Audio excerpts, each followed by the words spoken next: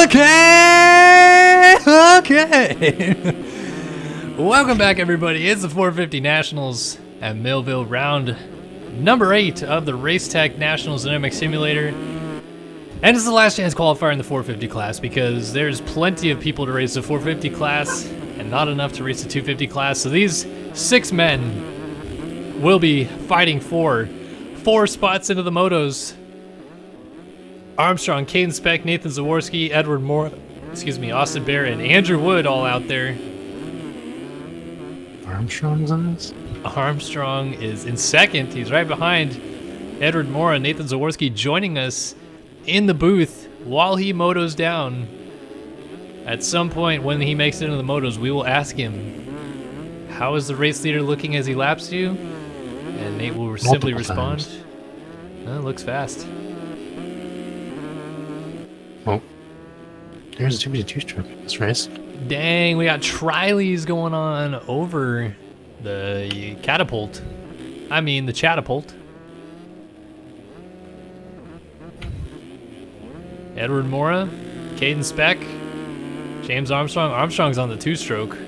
And Caden Speck just got the lead away from Edward Mora, who just threw so dirty going up the hill. I love watching the 450s on this track because they can hit things so much faster, stay so much lower. 3-rider battle up front in this last chance qualifier. We'll be hitting the motos here in T-minus probably about 8 minutes. Dropping the gate for 450 Moto number 1 here at Millville, where the championship bout between Adam Holm and Alexis Leclerc will continue with a little bit of extra flair today, as Leclerc for once in his life was not fastest qualifier. We'll get to that storyline in a moment.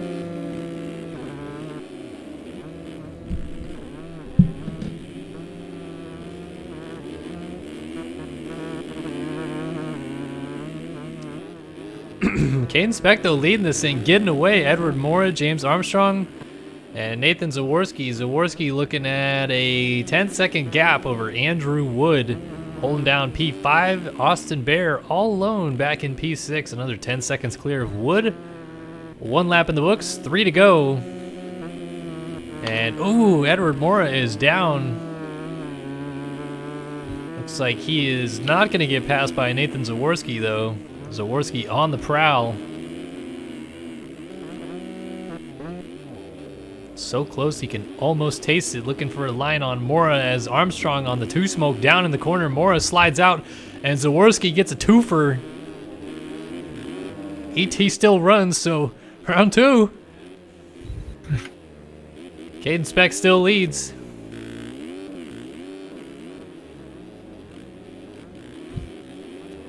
No pressure from Zaworski. Mora still holding down 3rd, and Armstrong gets up in 4th. Let's just go on board, listen to the sweet sounds of 2-stroke noise.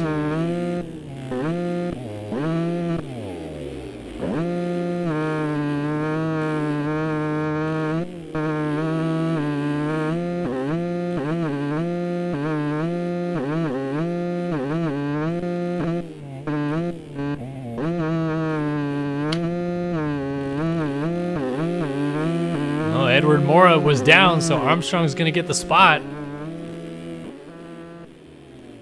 Armstrong threw into 3rd, Mora back to 4th. Andrew Wood sitting back here in 5th. Trying to make it into the motos here tonight. And Austin Bear actually not too far behind him now, so the battle for 4th turned into a semi-decent one. Still Speck leading as he comes down Mount Martin, hits the bottom. Zaworski pretty much all alone in 2nd as Armstrong just crests the top of the hill. And Mora in 4th now has Andrew Wood right behind him.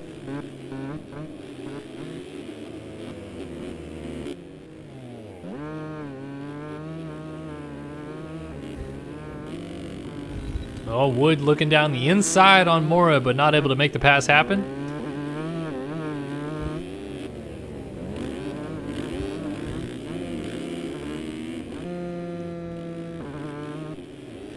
Boy, oh boy, that 2-stroke is really loud out there. You can hear it clear on the other side of the track.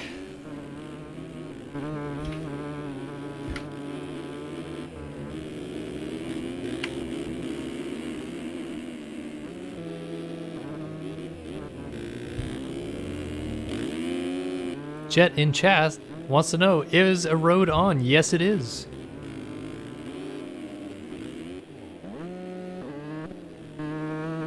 So Wood trying to get around Edward Mora, not able to do anything about him just yet, but he still has 2 laps to make it happen. Mora keeps making small mistakes. Here's Wood closing up behind. Austin Bear looks to have lost touch with this group. Well, Wood's gonna try an inside line on the tabletop. Gonna try to stay low on the single. And then swings wide as Mora goes around the inside, able to get a drive down, but Wood looks to have a little better one as he almost pulls alongside around the outside. Now he's thinking back inside, shows him a wheel, but does not quite shove it down in there yet.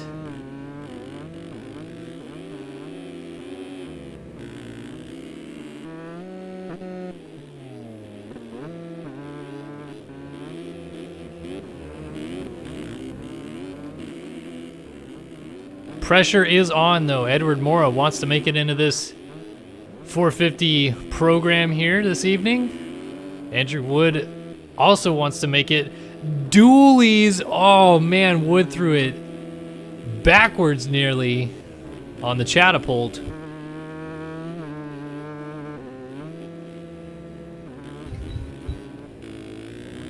Lap and a half left here in the 450 consolation race. Only 4 spots going through into the motos. And this battle on screen is a good one, but Wood goes a little long on the triple step up and down he goes. Edward Mora all alone now in the 4 spot, and Austin Bear is out of this race, so only 1 of our 5 contenders are gonna go home unhappy.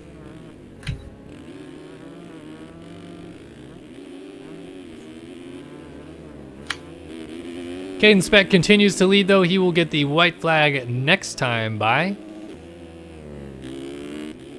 Round and down from the hill here before the finish line.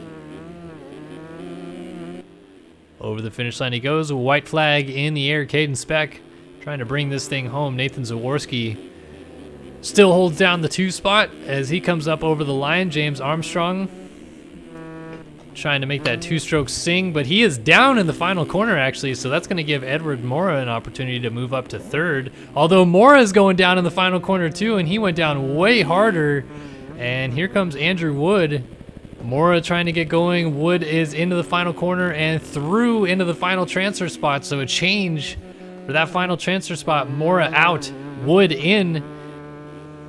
And we will see if Mora can get that spot back. He's been trying to work this inside line after the finish repeatedly.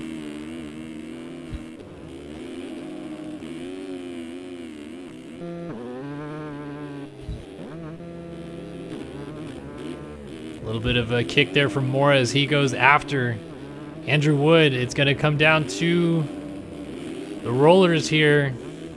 Who's going to get through him cleaner? Wood.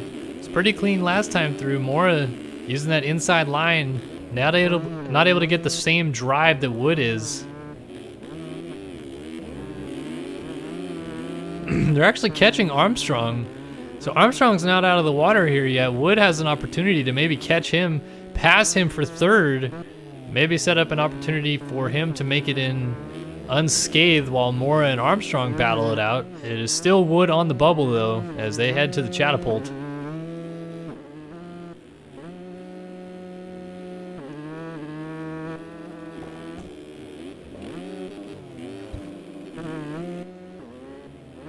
Armstrong holding it down.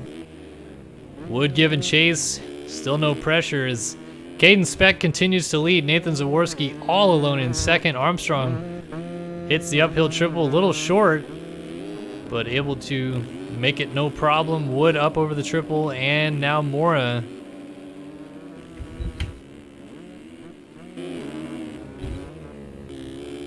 Can Mora close it down? Oh, Wood is off the track, gets back on safely though, and able to hold on to that final spot.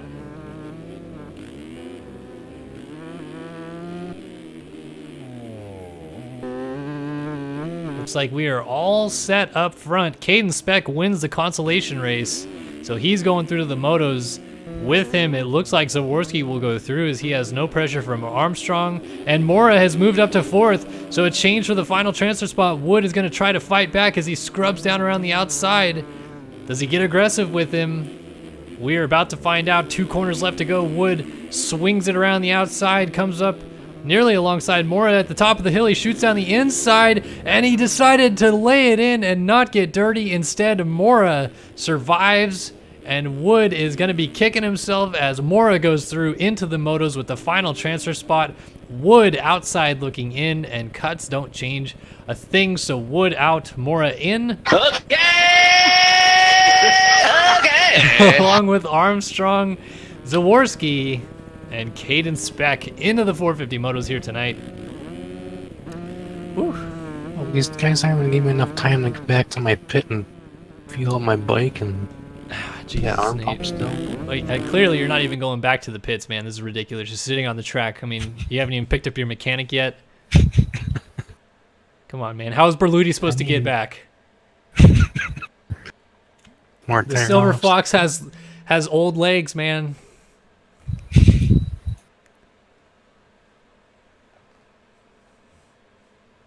I can't play it. About the only one I can play Berluti. Get alive.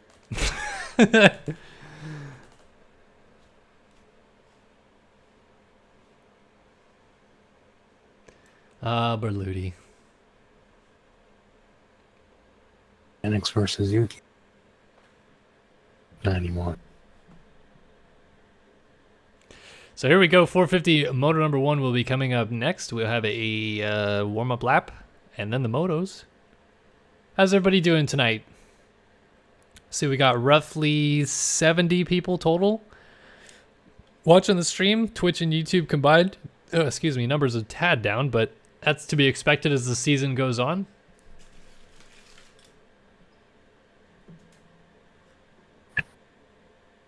Pressing your suspension is not legal. EMF racing. Oh yeah, that is a new rule this week actually that was implemented. Saw Peter Like post on the forums about it, that you can no longer compress your suspension on the starting line, which was a rather controversial topic dealing with... What? You can do it now. Oh, you can do it? Completely? Well, you couldn't before, but now you can because it's too hard to police, pretty much. I got you. So now you can do it completely. You still can't move forward or backwards, though. Alexis Leclerc had been hitting the gate earlier in the season, and it semi-compressed his suspension, but it was pretty hard to prove that it was actually happening when he backed up to his original position.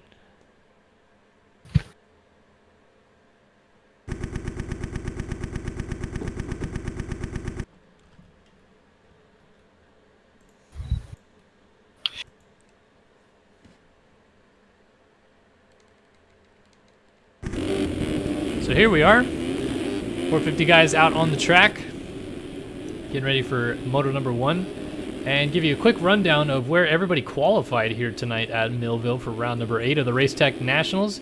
Your fastest qualifier, none other than Jared Seidhoff, former 250 national champion on the number 17. That is the Prestige Worldwide machine, number 17. Fastest by almost half a second.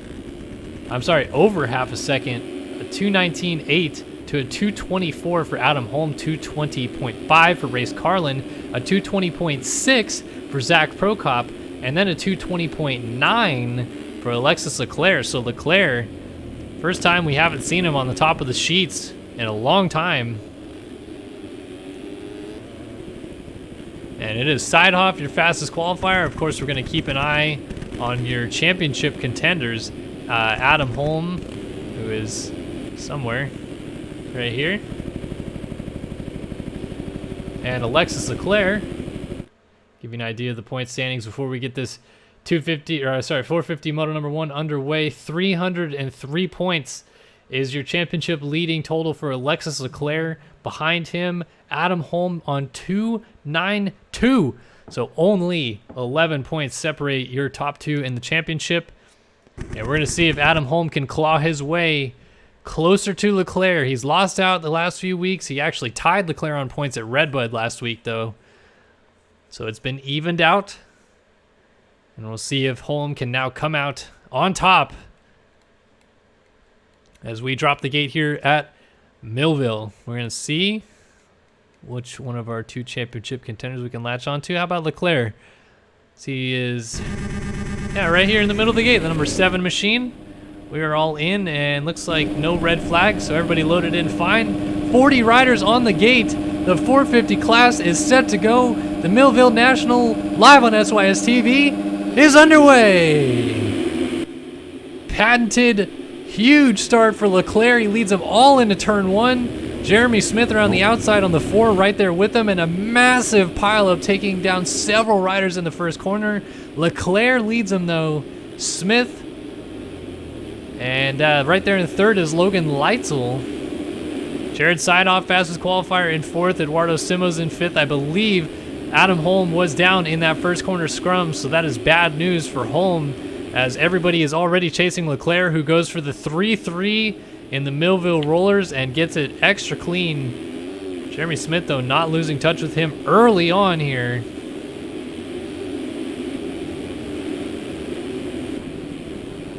So Leclerc trying to get away. Smith, Sidehoff up to 3rd, Leitzel back to 4th. Simo's actually trying to get around Leitzel as well. Then we got Spencer Turley getting passed by Robert Wilson, Jeremy Siebold, Zach Prokop, Tyler Fry, Austin Eklund, Joseph Pilsner, Will Whiteley, Luke Heberline, Race Carlin, Christian Basso, Connor Holiak, Nathan Zaworski, Chase DeSell, and then Adam Holm, who looks like he is just inside, I believe, of the top 20 here. Yeah, he's actually in 20th.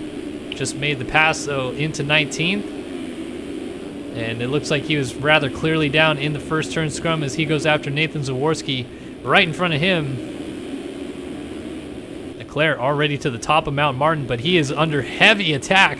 Jeremy Smith wants the lead, and he wants it bad. Jeremy Smith's real-life season is over after a dislocated shoulder at Redbud 2 weeks ago. So the sim focus is real. Multi-time 250 champion in this game. Jeremy Smith wants a piece of Le Frenchie, Alexis Leclerc out front.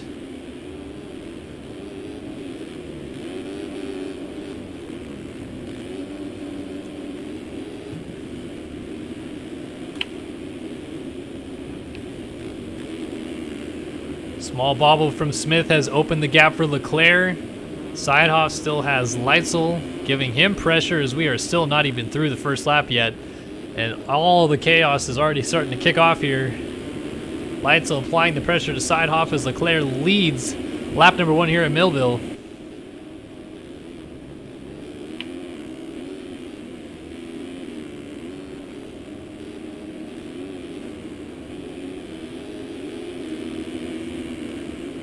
Sidehoff, all kinds of pressure from Leitzel. Siebold has Robert Wilson right behind him. Good start for Wilson on the 269. Relax the tire, a dominant force in our 250 division. Not necessarily way off the mark in the 450 class, but not as dominant. And Wilson doing a good job here putting their team up inside of the top 10 in the 450 class. Austin Eklund giving chase, Luke Heberline, Joseph Pilsner, Will Whiteley, and then Adam Holm, who's already made his way up to 11th by the looks of it. Yes, indeed. Go on board with Holm for a minute and see what it's like.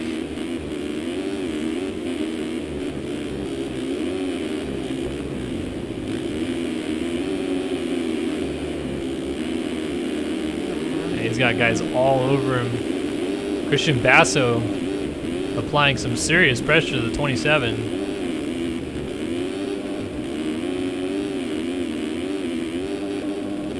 Trying different lines, swinging wide, swinging across, doing everything he can to maybe get a wheel in on Holm, who continues to kind of get away a little bit. He OJ'd the catapult though. But these 450s just can float through everything, clear stuff that 250 guys have trouble clearing at full speed. These guys can do it from nearly a dead stop.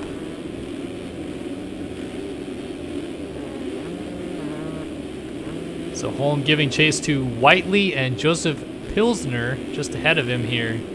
He tries to fight his way forward. Pilsner under attack from a freight train of riders behind him.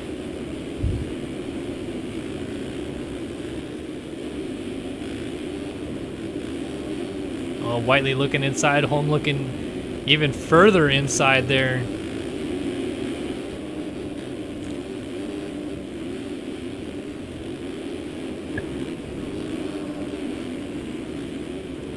Oh, Whiteley scrubs it down. Very Stewart-like right there, but not able to get to the inside. And Holm just applying the pressure all over the place, looking even further inside, all the way inside, shows Whiteley a wheel. But Whiteley, well, Whiteley gives him enough room, and Holm makes a pass up into 10th now. Still has to get around Pilsner. Meanwhile, Abberline is all over Austin Eklund here. Abberline, former winner in this series, finished 3rd back in 2015 in the championship, I believe it was. Oh, but he's going to go down. Loses the front end. He keeps it on 2 wheels, but he's going to lose a spot to Pilsner. Oh, actually, he gets together with Pilsner. That might really benefit Holm, who's been trying to get around Pilsner for a few laps here. Holm pulls up alongside. He's going to have to go inside, which is a little bit uncomfortable for him, and it bites him as he goes down. He's off the bike. So even more drama for Holm, who is on a nice charge through the field. It all comes unraveled entering the rollers, though, and Pilsner now goes down at the end of the rollers. So Holm gets up. It looks like he is behind, what is that, Luke Abberline, actually.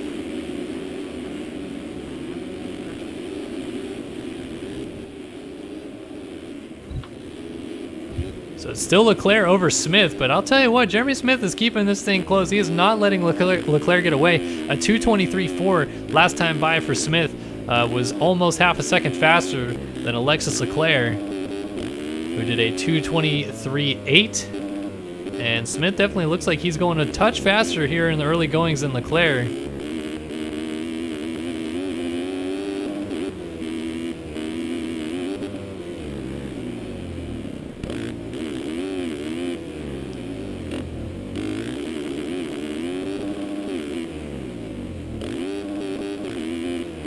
Yeah, Smith looks like he is feeling the flow here tonight at Millville. Good to see. When Jeremy Smith is on, he is practically unbeatable in MX Simulator.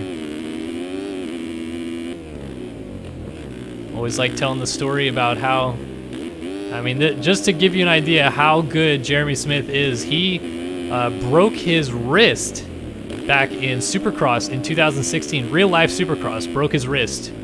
And sat out a couple rounds of sim, even though he was leading the championship at one point during that season. Raced the Daytona Supercross one-handed with a game joystick.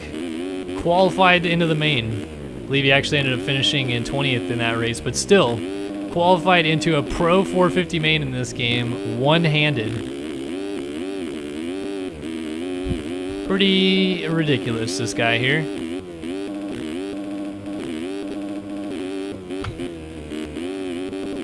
A little mistake there at the end. Looks like Leclerc has actually found a little groove here. 2:24.1 was a little slower than Smith last lap, but Smith has lost some ground since we were on board with him. Seidhoff also not really in touch with these guys, as Seibolt's going to start to go to work here on Leitzel.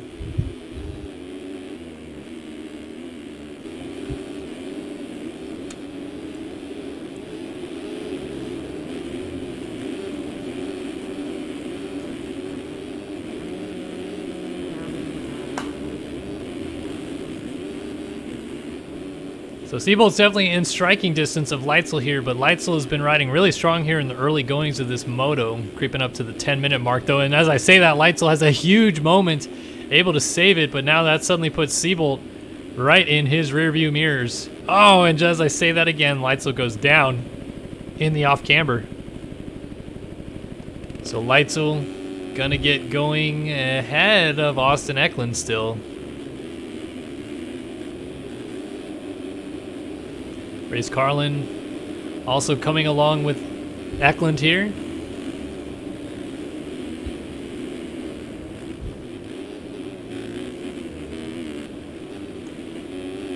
Then Robert Wilson, Colton Mitchell, Will Whiteley, Luke Abberline, Connor Holiak, and then Adam Holm, who is actually alongside of Joseph Pilsner as they go up Mount Martin. And Holm looks like he completes that pass. 13th spot though, and that green dot on the map is your race leader, Alexis Leclerc. That is not what Holm likes to see, sitting in 13th place with a long moto still ahead of him and a green dot of the championship leader cruising away out front. No pressure from Smith anymore. It's like the first real battle. I guess maybe we could say, well, Mitchell's definitely on Wilson now. When I first clicked to them, they weren't that close, but Mitchell's close right up behind him, and up and over the finish line they come.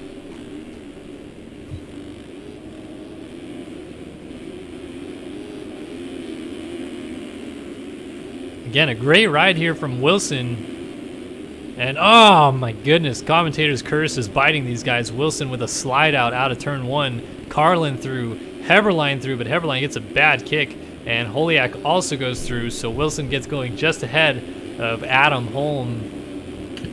That, I believe, puts him 11th.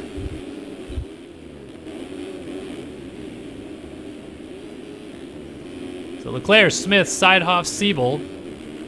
Eklund up to 5th. Leitzel now in 6th, but Colton Mitchell's right behind him in 7th. So Mitchell definitely been flying here.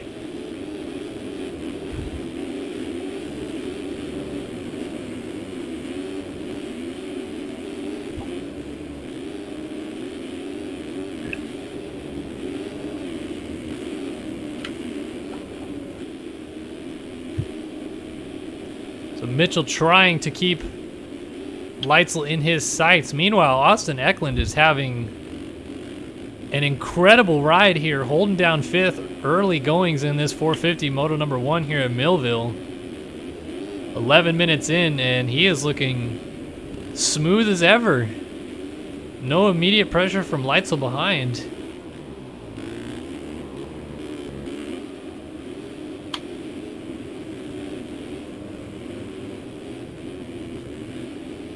Race Carlin, Luke Abberline, Connor Holiak. Oh, Colton Mitchell's gone backwards. He's now right in front of Adam Holm. So Mitchell now trying to chase down Holiak at the bottom of the hill here. Oh, and he made a mistake. Here comes Holm. Is Holm going to get a move? Shoots down the inside of Mitchell. Ooh. Mitchell holds it on around the outside and keeps it going, but then blows the inside rut, so Holm able to make the pass. And I think that puts him into the top 10. Yes, it does. 10th spot now, Adam Holm. Fortunately for Holm, there's up to 5th ahead of him as Austin Eklund is coming up over the line here in 5th. But then it's a pretty sizable gap to get to Siebold in 4th, who's now tracked down Seidhoff in 3rd. Got a rider down at the end of the sand whoops, but he is up and going now as Leclerc comes through them. Leclerc hopping through him like a rabbit, trying to make it across to the other side of the street at 12:30 in the evening. Jeremy Smith just made a small mistake, but still is doing a pretty good job here of keeping Leclerc within reach. The battle for 3rd is the one to watch, though. Seidhoff and Siebold. A couple of 250 champions in this game. Jeremy Siebold, a 2-time 250 indoor champion. Seidhoff, 2016 250 outdoor champion. Battling it out here in the 450 class in 2018 at Millville. Right now, benefactor is Seidhoff. They are coming up to a flipping Nathan Zaworski. Zaworski was flipping down the hill, and now he's off the side of the track. So Seidhoff and Siebold skirt on through, and Seidhoff all the way down the hill, able to keep it just in touch at the bottom. And now they are on Jeremy Smith, so Leclerc is pretty far gone out front. He just OJ'd that double, but Smith blows the inside rut. There goes Seidhoff up into 2nd, And Siebold, having to avoid running into Smith on the inside, goes around the outside, almost ejects through the front of the bike right there.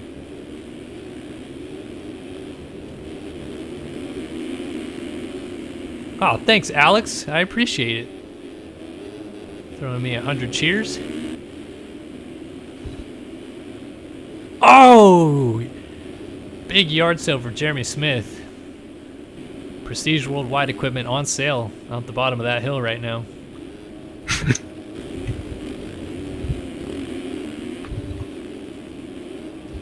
So it is Leclerc leading here at Millville.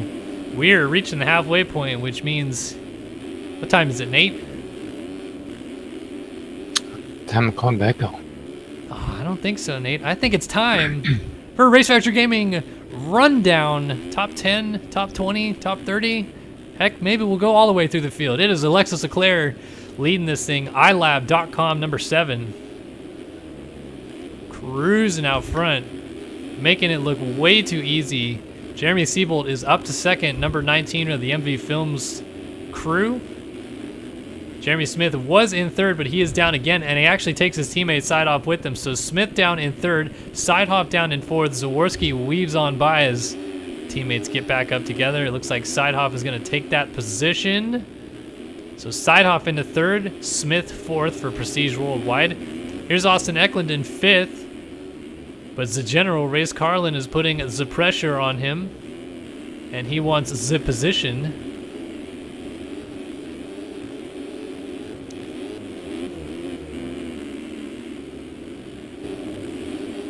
Oh man, it looks like Carlin was about to go over the front there. I want to stick with this battle while we continue our run through the field here, because Carlin looks like he really wants to get around Eklund, who went just a little bit long on the catapult, and Carlin has a great line around the outside here. Not able to make it work, but switches up lines. Does he go all the way to the outside at the bottom of the hill too? No, again switches up lines, goes to the inside. A beautiful job by Race Carlin of picking and choosing what lines he wanted to go into, and he's going to be rewarded by moving into the 5 spot. And with that, he now has Jeremy Smith and Sidehoff right in front of him. So as we continue our run through the field, oh, and Smith is down, so Carlin goes through, but he hits him, and he's down, which puts, and Sidehoff's down, and everybody's down. They're all flipping down the hill. Even Zaworski's getting in on the act halfway down the hill, as here comes Adam Holm flying on through.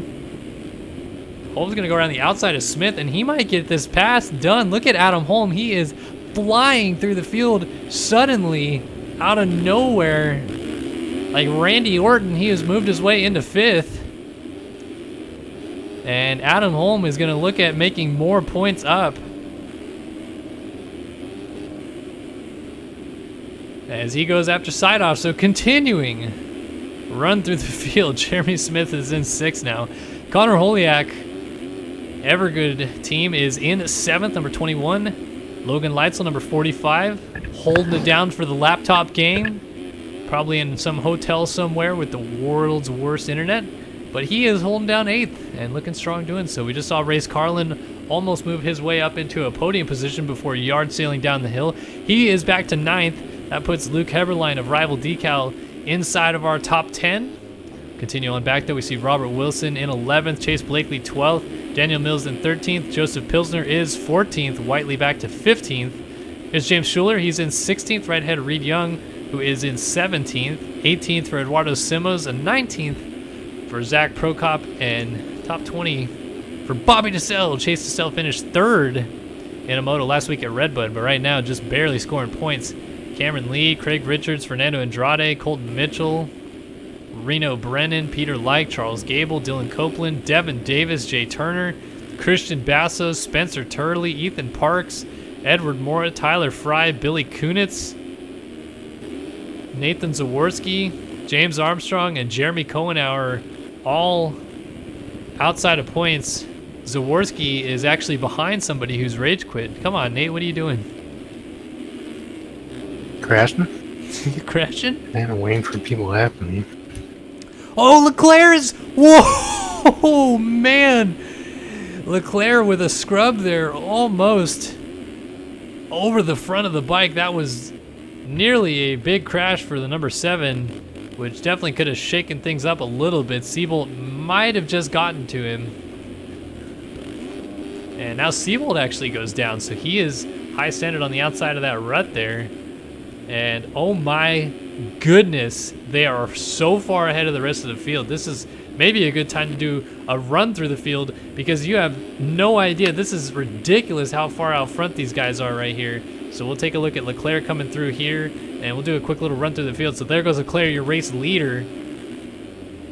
And coming up not too far behind him, maybe 15 seconds adrift, is going to be Siebold. But the real crux of this is actually lapped rider. That is Ethan Parks, lap down. There's Siebold. And then Turley also a lap down. So look at how huge this gap from Siebold to third place Austin Eklund is. There is Edward Mora, a lap down. And then just tick-tock on the clock, but the party won't stop. My goodness, these guys are so far back. Siebold in second is gone from the rest of the field, and that just gives you an idea of how far out front Leclerc is. Here is Austin Eklund in third, and believe it or not, Adam Holm is battling it out for third right now, right there in fourth. There's Caden Speck, a lap down. Fifth place for Jeremy Smith on the 4. Billy Kunitz, I believe, is also a lap down. Here is 6th place, Connor Holiak, getting kicked around a little bit on the 21. 7th for Jared Seidhoff, your fastest qualifier here today. That is a 30-second gap from Siebold to Holm, just to give you folks at home an idea. Race Carlin comes on through in 8th. 9th for Abberline, and now 10th for Chase Blakely, who's done a nice job fighting his way into the top 10 and has a couple positions sitting right in front of him. Logan Leitzel is the man who has dropped out of the top 10 since we last saw him. He is in 11th right here. Here's Robert Wilson in 12th. Daniel Mills in 13th, but about to be 12th as Robert Wilson takes a soil sample. Here's Will Whiteley and Eduardo Simos as Wilson gets going, but not before Zach Prokop and Reed Young get to him as well. And here comes Cameron Lee. I think 276 was Joseph Pilsner.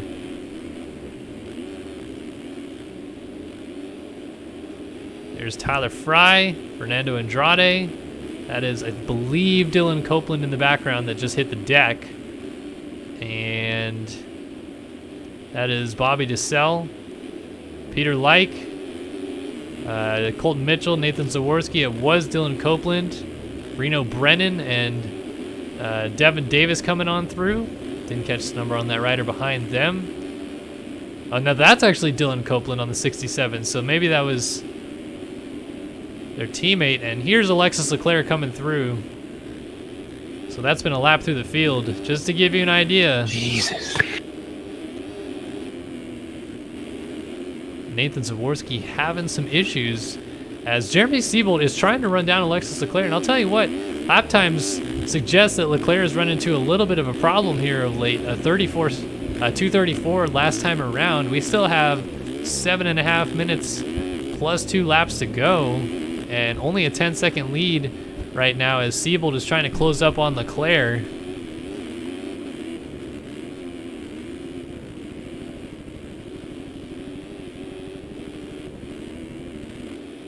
Nicely done, Nathan Zaworski just kicking it on the side of the track as the leaders slide on through. All you can do.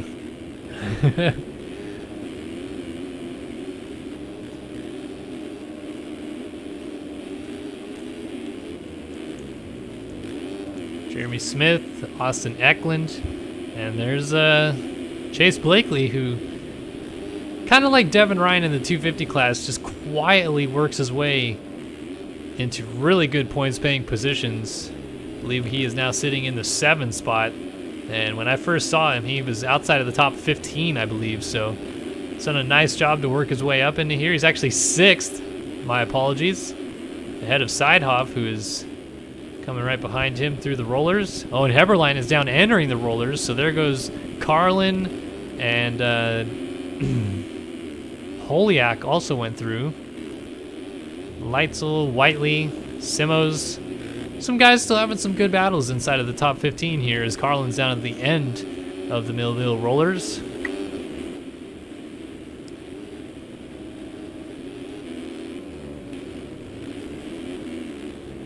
All right, right, so let's get a reset of the lap times. 8.2 second lead for Leclerc. It's coming down, folks. Jeremy Siebold could win this moto.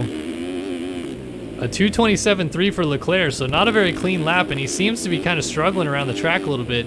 Meanwhile, Siebold behind him, 2:24.1. That is a 3.2 second difference in one lap, and he is 7.7 seconds down with 5.5 minutes plus 2 laps to go. I mean, you do the math. He has time to make this thing happen here.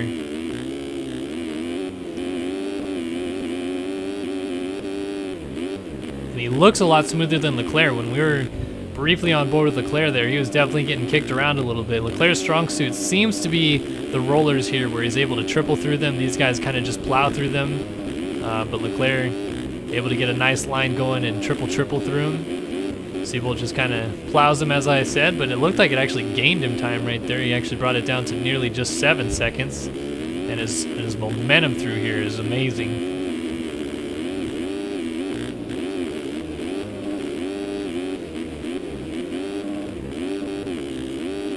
Looks like he's really floating right now. Like, it just doesn't even look like he's making contact with the ground in some of these sections. That's just kind of the speed that he's carrying around this track. Still 7 seconds adrift, though. Leclerc running into some lappers, though. That could be a problem for him. A couple guys moving out of the way. But if you look at the track map, we're on board with Leclerc here. He has that red arrow on the track map. Look at how many riders are still right in front of him.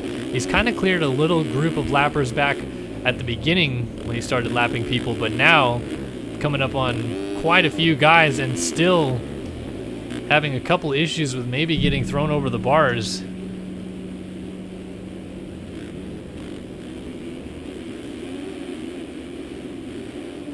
.5 second lead. Still another 32 seconds back to Adam Holm in third. So pretty clearly that Leclerc is probably going to gain points towards the championship here, barring an absolute disaster.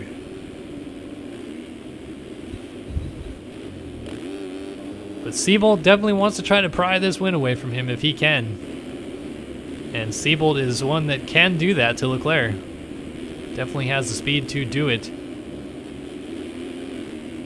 So here we go, back over the line one more time. Looks like it evened out a little bit more this lap. This time it was a 2:26.9 for Leclerc, 6.6 second lead. Another 2:25.9 for Siebold, so he actually only gained 1 second to that lap. But he still has some time to work with, and as mentioned, there's some lappers that are coming up. Whether they suit Leclerc more than Siebold, that is yet to be decided, but Siebold is down, gets a huge kick coming through the first corner complex, and that is all she wrote. A big bump as Devin Davis swings wide to not run into him, but you can see coming out of that corner back there, we'll see if anybody else hits it as they come through. There's a big notch. I'll actually put it in the upper left-hand corner of the screen. Right in the upper left-hand corner of your screen right there, there's a big notch. Look at a couple guys right there even just getting really kicked side to side, as we'll wait to see Adam Holm come through in third, see if it happens to him as well. Look at getting kind of rocked through that section. Holm is literally all by himself in third now. Where is this bump? Coming through that first corner complex, if you swing wide but don't go off the track, kind of hit a trampoline in the ground, really. Huge kicker, as Chase Blakely just made a nice move on Sidehoff, but Sidehoff trying to fight back around the outside, nearly got him. This is a good battle going on for the 5 spot.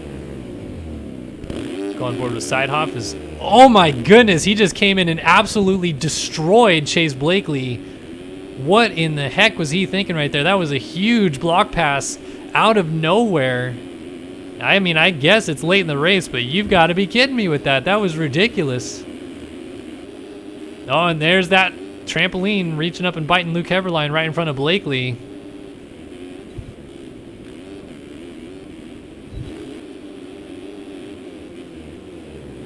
Man, oh man. Sidehoff just went for the kill. Must have been something that we didn't see at the beginning of that, because that was brutal. And I felt like kind of out of nowhere, but obviously it was something that got him flustered.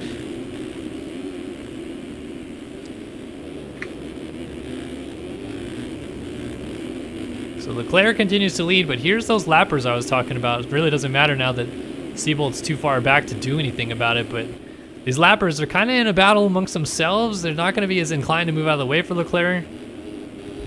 So Leclerc might get stuck behind them for a little bit, maybe even go down, which would be a bummer for lappers to be involved, but you never know with these guys. I mean, look at how hard they're fighting each other. That's Bobby DeSalle, Joseph Pilsner, Fernando Andrade, I believe, is right in front of them. But yeah, DeSalle he's not moving. That's just the crux of the situation here. He's just staying right in Leclerc's line, just hitting all the same lines, not moving out of the way.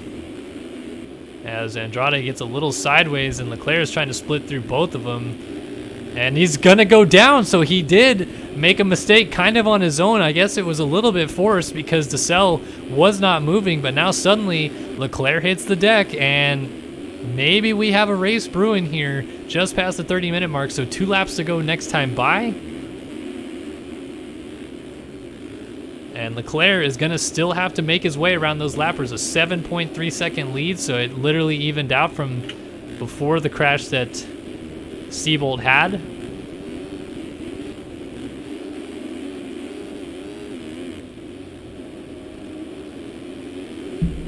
Two laps to go. Does Seabolt have it in him to be able to catch Leclerc? He's going to land off the side of the track here. It's about 7 seconds roughly right behind him. And there is still just a freight train of lappers ahead of Leclerc going up the hill right now. I mean, they are absolutely everywhere at the top of Mount Martin. As you can see from this onboard perspective where lap traffic is sitting as Seabolt almost goes up and over the bars. Here comes Leclerc down the hill. Lapped rider down. That was Reed Young.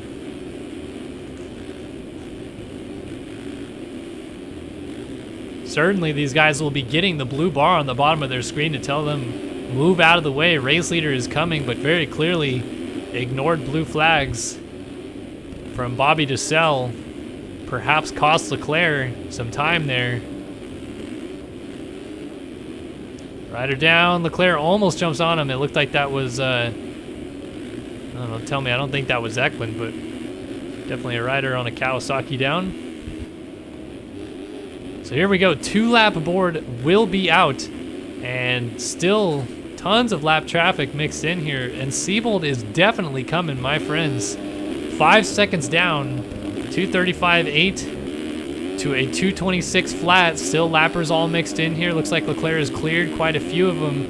However, if he does catch the group that is going through the rollers now, which he could perhaps do, that would definitely present a problem. Here's that first corner where Seabolt went down a few laps prior. This time you can see he kind of tucks in a little bit lower.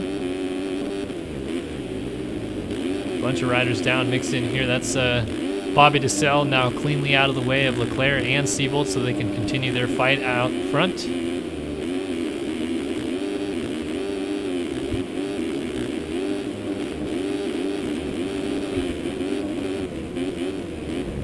Seabolt throwing it into the outside line here. DeSalle trying to latch onto the back of him as Pilsner wants none of it. He's moving DeSalle out of the way.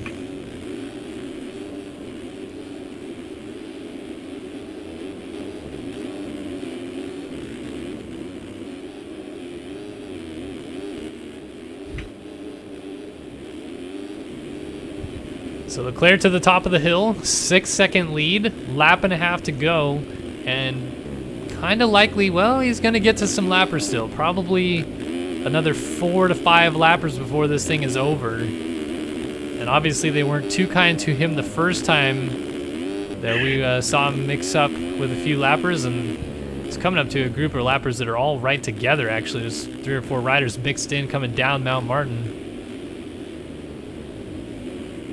Oh, Leclerc.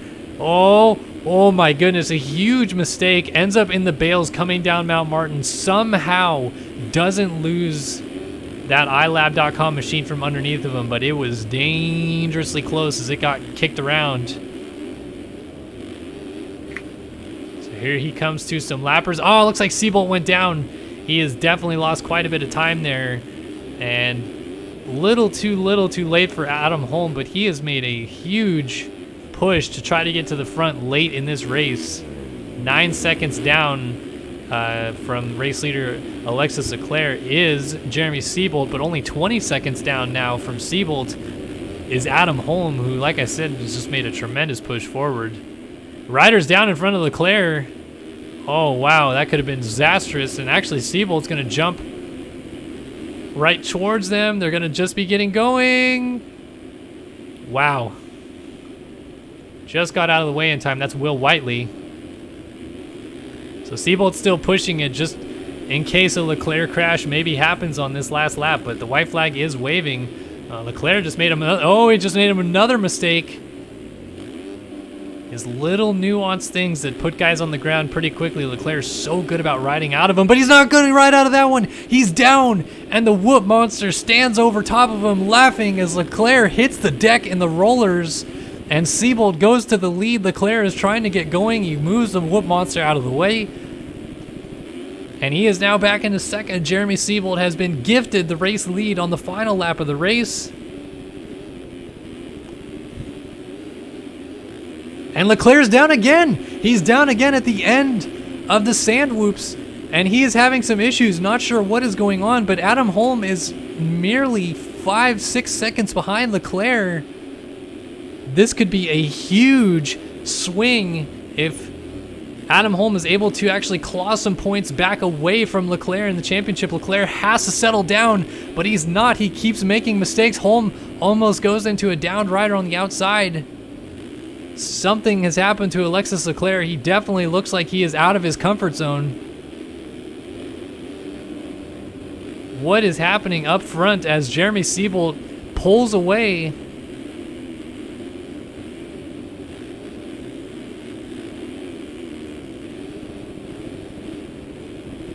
It is Leclerc, it is Holm. This is second and third on the track, but 1 and 2 in the championship standings.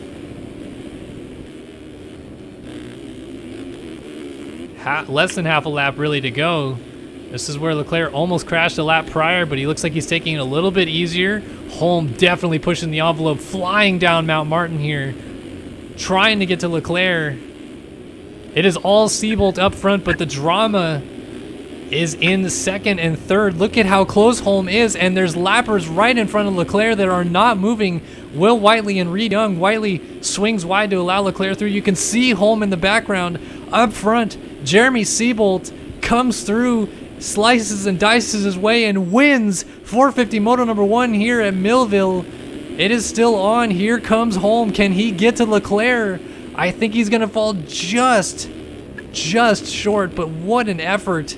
And, Reed Young's going down, or it looked like he was going to go down. Here is Leclerc in the final corner, though. Look at how close Holm got. Are you kidding me? 1.2 seconds down on Leclerc.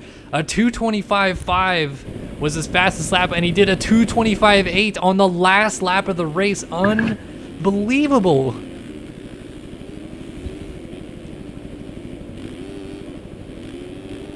Wow. What an ending to that race. Seebold takes the victory. Leclerc second, and it's not out of the question. Leclerc did end up off the track a couple times. If cuts come into play, Holm is only 1.2 seconds down at the line. I don't think it's going to happen because cuts haven't really been too big of an effect here tonight in the 250 classes so far, but we will see if it changes anything. Meanwhile, Jeremy Smith looks like he has got fourth on lock.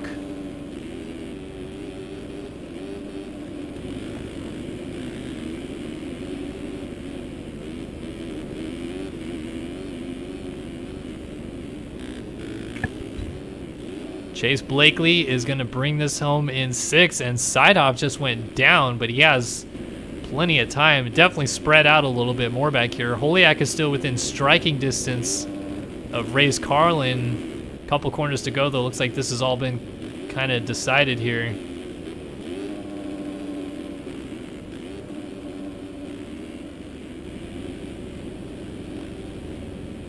Oh, Carlin electing to go inside here.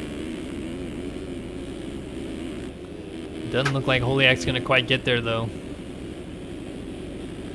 Down the hill one more time. Race Carlin. Final corner. Up and over the line. 7th for the number 12. 8th for the number 21. Austin Eklund.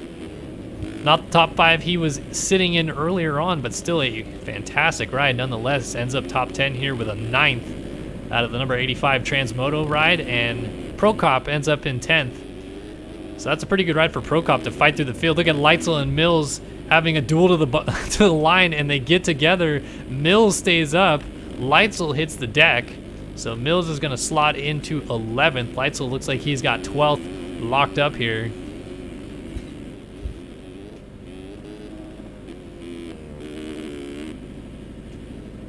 No, Wilson dropping down the hill.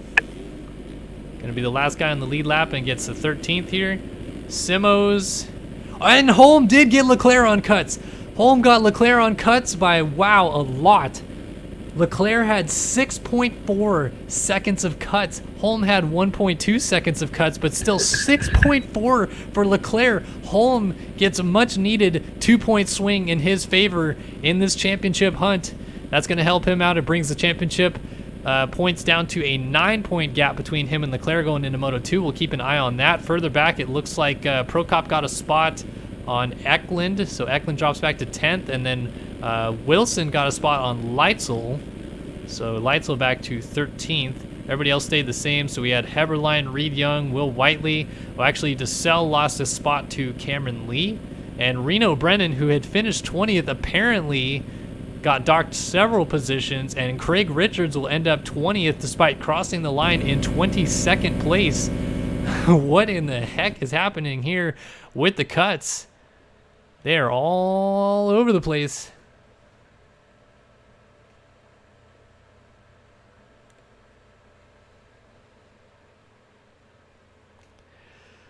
Wow. All right, so we're going to have a little bit of a 5-minute break here. And we'll get 450 Moto number 2 started in just a couple moments. But while we wait, it's time for another little Ask Me Anything in chat. If you guys have a question or anything you want to bring up that you think I or Nathan Zaworski, who's also hanging out in chat with me tonight, could answer, let us know. We'll try to answer it to the best of our abilities as I continue to hiccup away.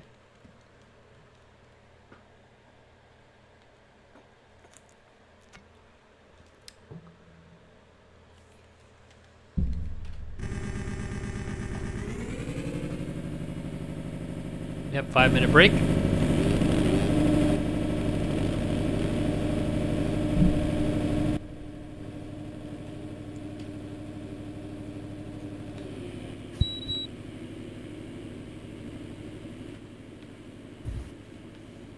Is the Q&A open, Cal? Q&A is open. Do I think Seeley ends up... I got one. Do you think Seeley ends up with Honda, Kawasaki, or KTM? I think he stays at Honda. What's your question, Nate? How's your mullet coming along? Dude, my mullet, it's kind of rough. I'm going to go get the side of my head shaved here soon so that it doesn't look as bad right now because I've got like the total,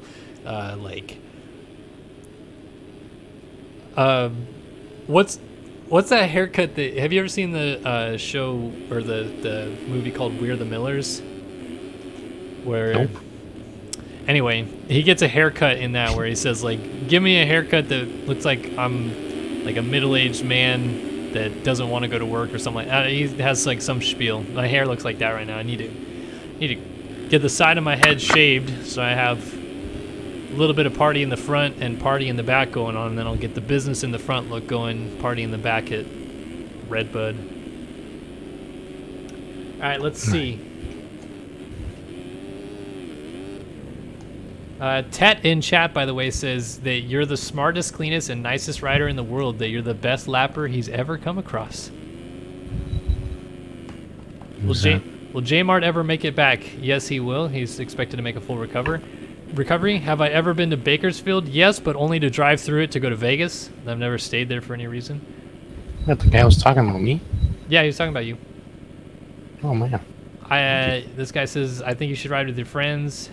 They would be very good live stream. Yeah, I'll do that sometime. I do like turtles. My brother had a turtle actually when I was like really young. I think he had it when he was like 9 till he was like 13, so I would have been 1 till I was 4, and he named it Midget.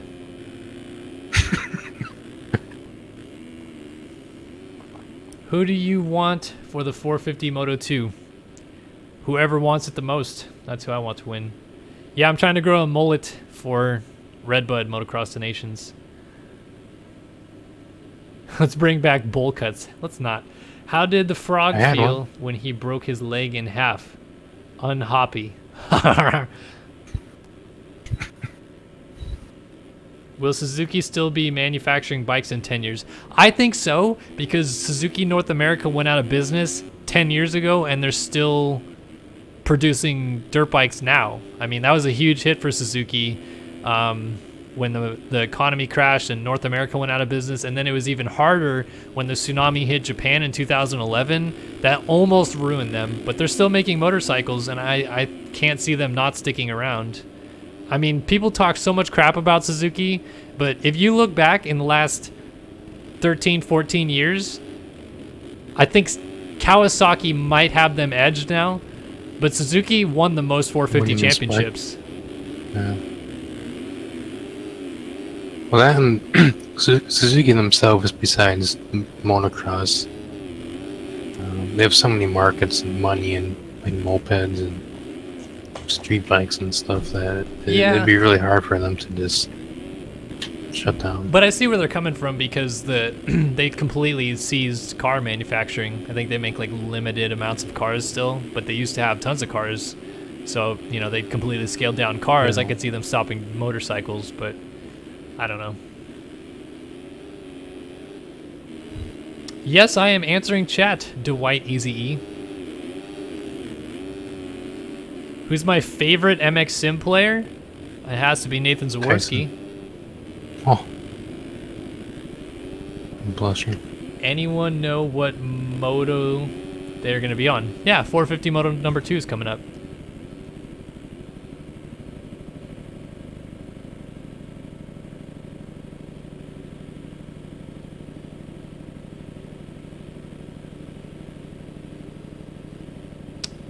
Chubonga 313, you're definitely going to see me at Redbud. Look for the dude that has a mullet, and the left side of his head, I have my hair dyed blue on the left side with stars cut into the side of my head, and then the right side of my head is dyed red with stripes cut into it. Yeah, that's going to be me. What day coming in? I'll probably be sporting a lot of Start Your Systems stuff. I'm probably going to be bringing a lot of stickers too. So if you find me, literally, like if you find me anywhere, I don't care if I'm talking to somebody, come talk to me. I'll give you stickers. I'll talk to you too, like whatever. I love meeting people from all over the world, and of course that are fans of the SYS channel. So if you see me, don't hesitate. I'm not going to be like, stop talking to me. Please come talk to me.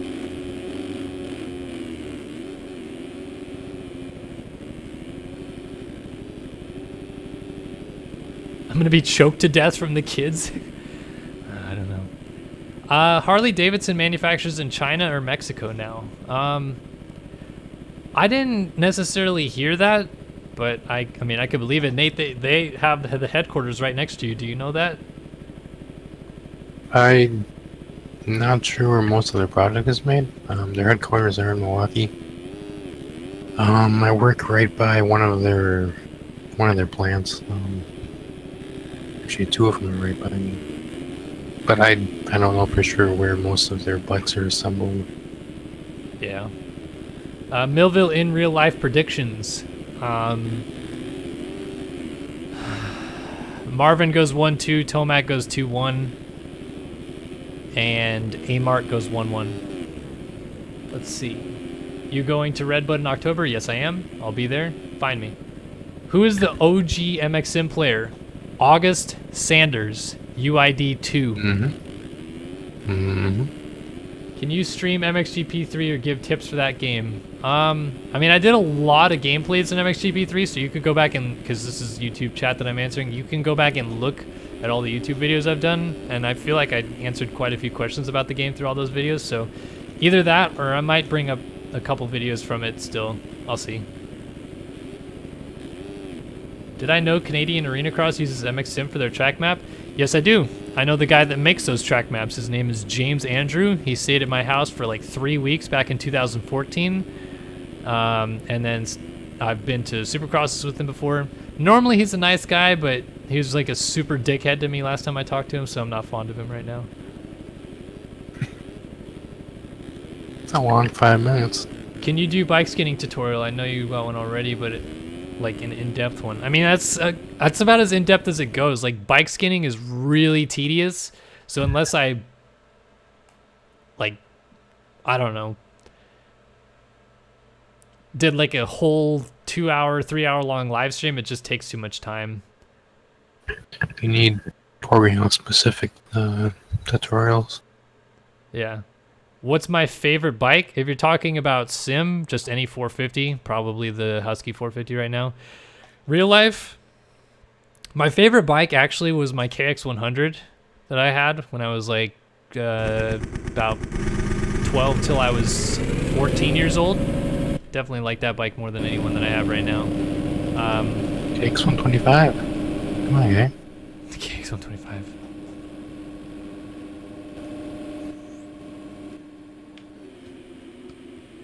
So parade lap out for 450 moto number 2, trying to continue answering questions in chat. Do I ever see Danger Boy at Paula? Yes, I do. And yes, I know it's called Fox Raceway now, but I mean, it's been called Paula for the last 10 years. It's going to take me a while to change to saying it's Fox Raceway. Do you ride dirt bikes in real life? If so, what kind of bike do you have or would you want? Yes, I do ride dirt bikes in real life. Here is my bike right here. 2002 CR250.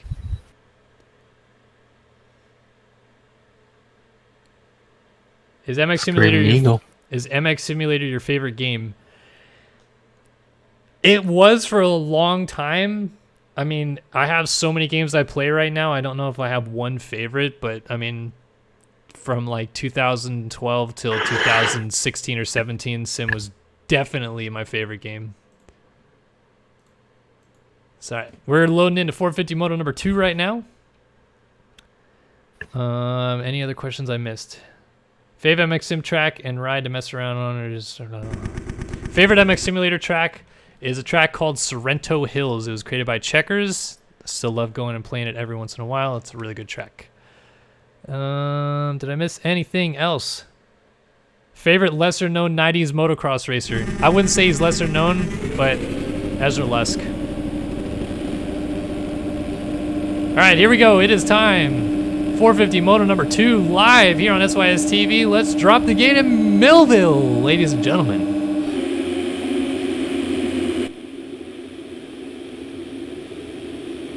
Another big start for Leclerc, but Smith almost beat him to the punch. Does he get the whole shot?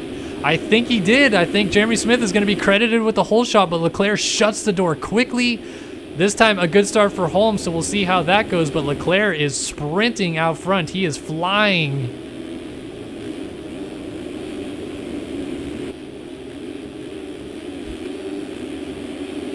So Leclerc going to try to check out early if he can and hope those demons late in the race don't haunt him. Jeremy Smith is literally, I mean, this is a carbon copy of the race 1 start. Jeremy Smith hounding Leclerc for the lead, almost gets into the back of him as Leclerc nearly comes to a dead stop in that corner.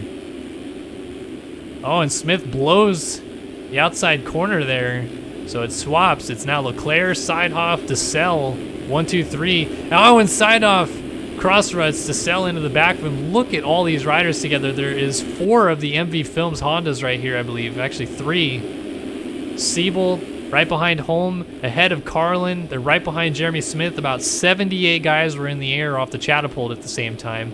It's Leclerc, Seidhoff, Smith, Holm, Siebel, Carlin, all right here at the front.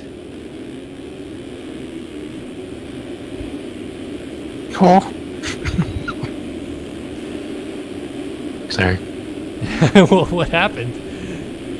2 guys went off the first downhill into the valley and just nailed each other in the air. Flipping. Coming down Mount Martin the first time, everybody trying to settle in. It was chaos there in those first couple corners, but Definitely looks like these guys have kind of figured it out now. Leclerc definitely trying to sprint away. Seidhoff starting in second could be a good omen after he was your fastest qualifier, although he just made a small bobble. And here comes Jeremy Smith. Adam Holm is bringing his triage of teammates with him. Siebold, who won the first moto. Carlin, who had kind of a tough first moto, but still finished inside of the top 10. And then obviously Holm, who got second away from Leclerc on cuts after finishing third, but Leclerc had 6.2 seconds of cuts in that first moto. Siebold jumping down right behind Holm as they come down to the bottom of the hill. It is Leclerc, Seidhoff, Smith, Holm, Siebold, Carlin, all right out front.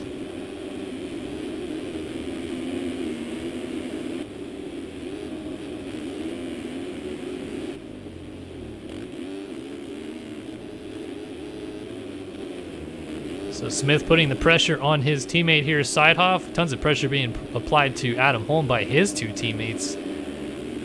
No teammates for Leclerc out front, but it doesn't matter because he doesn't need friends on the track with a lead like that. Oh, never mind. He is down in the exact same spot he was at the end of the moto last time around. The Whoop Monster creeps up and bites Leclerc again.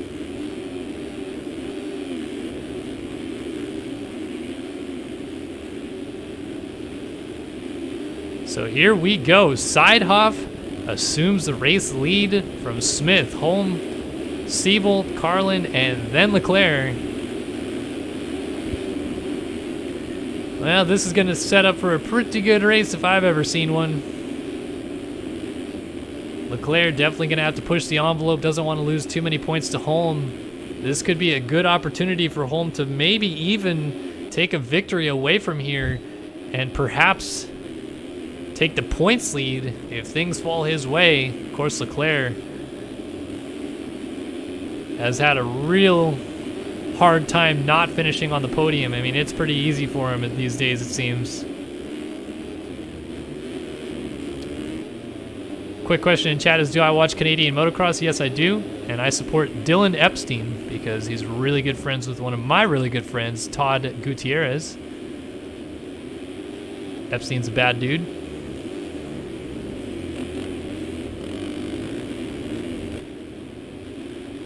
Oh. Man, this is MV Films group. They're just locked together. Can't seem to stay away. Carlin, Siebold, Holm. I mean, what's good is that they're blocking Leclerc from getting to Holm. But it almost seems like if Holm let them go and maybe sprint up to the front, especially Siebold, who really seems like he's hauling the mail right now, then maybe he could afford himself a little bit of relaxation and not have to worry about these guys breathing down his neck.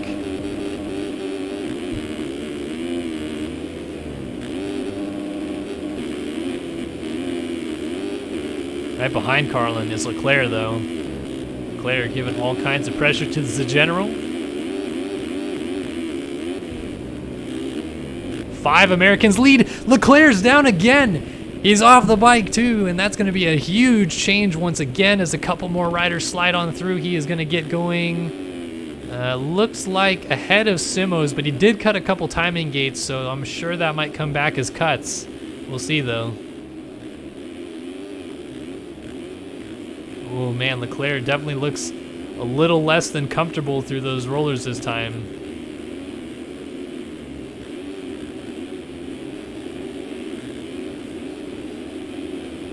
Golly, it's just another day at the practice track for the MV Films team. I mean, they are just motoing down. Even so, it's still the Prestige Worldwide teammates of Seidhoff and Smith that are leading this thing. Seidhoff, your fastest qualifier, gonna try to sprint away out front with that qualifying pace. Still got quite a bit of moto left to go, but this is shaping up to be very interesting with Leclerc having a couple early falls.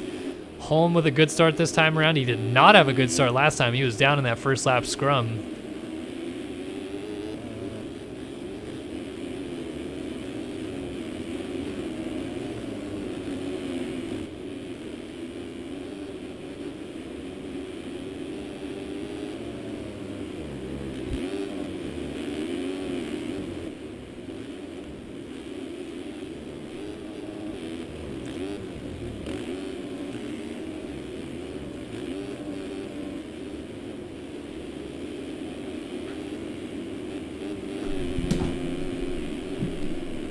So Sidehoff is kind of scooting away slowly but surely from Smith. Siebold has now made the move on Holm, so that's exactly what I was talking about. Holm maybe would do himself a favor letting Siebold go. And honestly, maybe even Carlin, because Carlin looks like he's flying too. If those guys can go catch the Prestige Worldwide teammates out front, battle with them, maybe a couple falls here and there, that allows Holm to get back up to that group. That's the benefit of having teammates around you. You can kind of strategize like that. Not saying that's what they're doing, but it's a possibility, and it helps.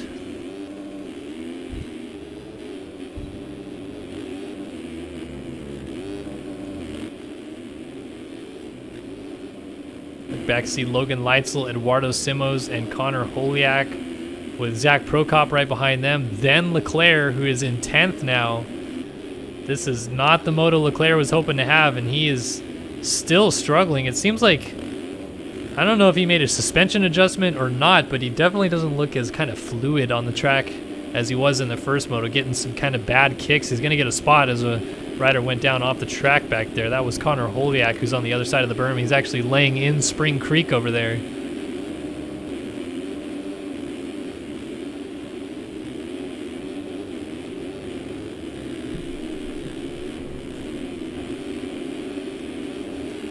So a spot for Leclerc. No real pressure from Colton Mitchell behind him.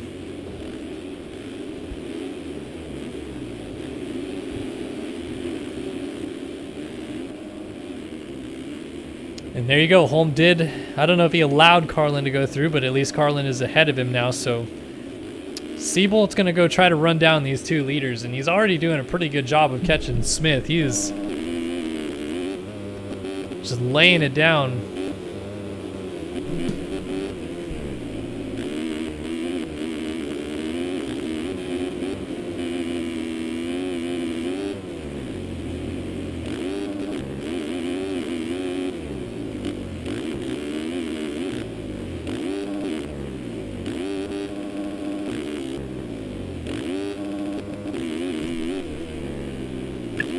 So here comes Siebold. He is closing up on Smith and in a hurry, and this lap looks like it's going to be a really good lap. We'll see.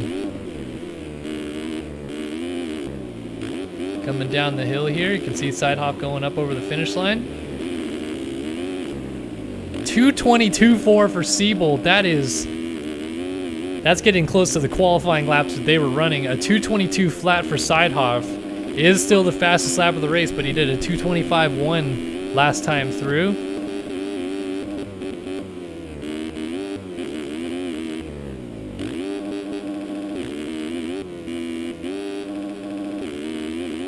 So Sidehoff 2:25.1, 2:25 or 2:24.5 for Jeremy Smith. Actually caught Sidehoff a little bit that lap, but definitely the aggressor of this group is Jeremy Siebold. 2:22.4, definitely reeling these guys in. This is what I had talked about. If Holm let him go, this is what Siebold could do. Maybe get to these guys, make them ride out of their comfort zone.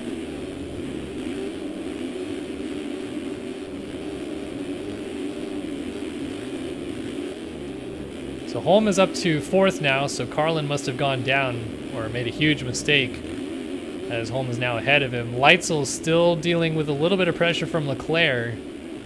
It seems like he's settled down, but he's still not necessarily getting away from Prokop. I believe that's Simos back there, and Colton Mitchell either.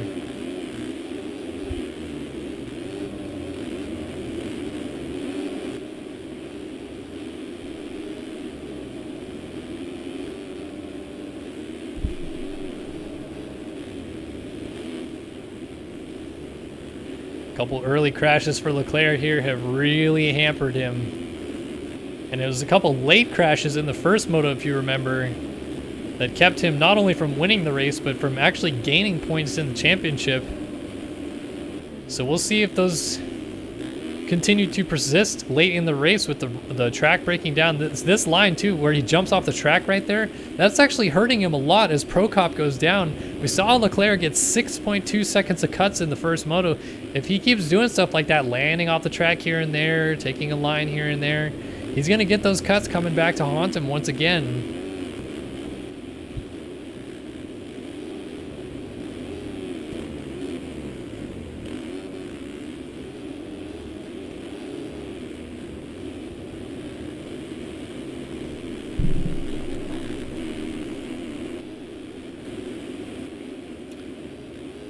Well, Adam Holm putting our own Nathan Zaworski a lap down. Nate, how is Adam Holm looking out there? Besides fast, he's looking pretty quick.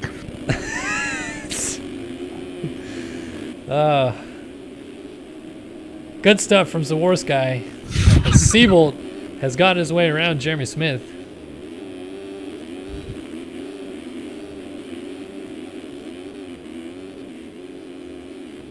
So Siebold is flying. He is already very quickly reeling in Sidehoff for the race lead.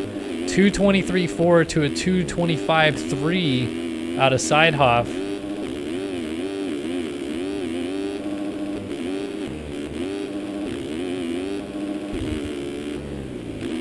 1.1 seconds is the gap. The battle for the lead is on here at Millville. Man, Siebold just looks like he can put that MP Films bike wherever he wants. He is going left, he's going right, up, down, backwards, forwards. The bike is hooking up, and he is all over Sidehoff for the lead here. Coming up to the halfway mark. Look at the speed he's carrying up the hill.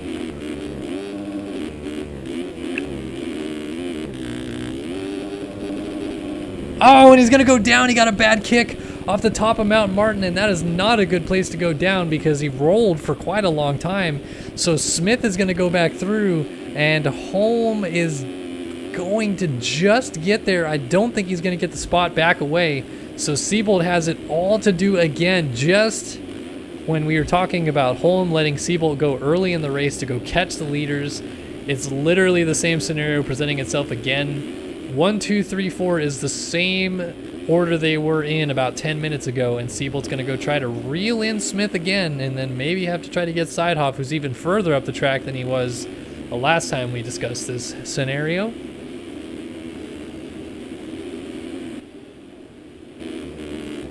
So it's Smith now second, Siebold third, Holm is in fourth, Carlin fifth, Leitzel sixth, Mitchell is seventh, Leclerc has gone back to eighth. So something happened again with Leclerc that allowed Colton Mitchell ahead of him.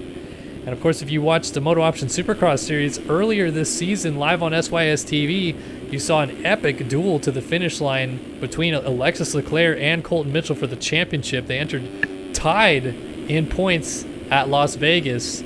And here they are once again battling, but not for the lead at Millville. It is the battle for sixth instead.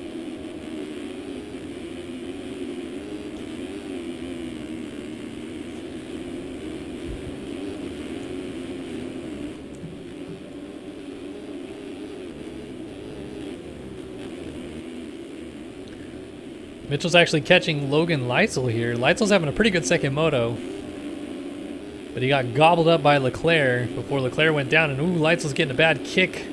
Kind of getting the swap-de-doos, little huckabucks. And here comes Colton Mitchell.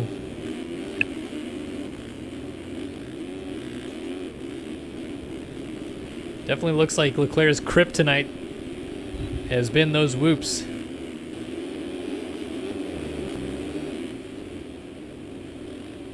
Oh, Adam Holm has lost a spot to his teammate Race Carlin, so problems for Holm puts him back to fifth. Carlin now up to fourth. Jeremy Smith is back to third as Siebold continues going forward, and he goes to the lead as Sidehoff has made a mistake and coughed it all up. He had a pretty good gap on these guys, so he must have either gone down or had a couple slide outs. As Siebold now goes to the front, we have three riders coming down Mount Martin at the same time, and they both got huge kicks at the same time, but were able to corral it together. Fantastic effort from both riders to keep it on the track. Jeremy Smith just sitting here lurking, hoping both of them would have wadded it up so he could have taken the lead.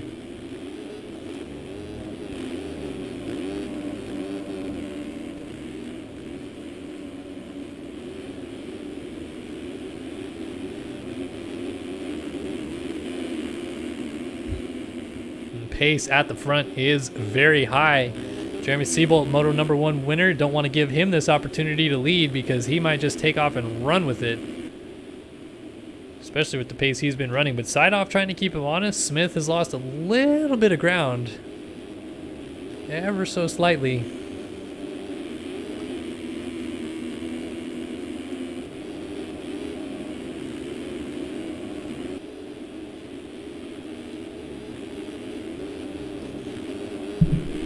Sideoff getting kicked around will go on board with the 17 machine as he tries to tail your race leader, Jeremy Siebold,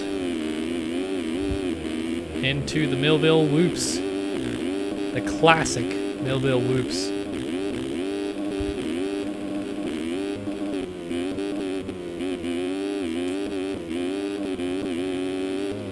These guys just carry so much momentum. Look at it, just first, third, second, shifting up and down. Just getting every little inch of traction that they can out of these bikes.